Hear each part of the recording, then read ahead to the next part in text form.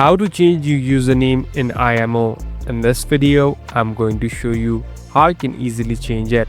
First of all, open the application. Now, here on the left top, you can see a profile icon. Simply tap on the profile icon. Here on the top, you can see this profile section. Again, tap on it, and here on the right bottom, tap on this edit button. So basically, this is the place where you can edit your profile. Here there's a section of username. Simply select on username.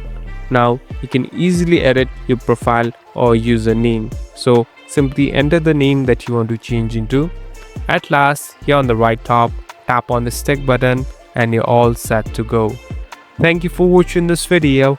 I hope this video will help you.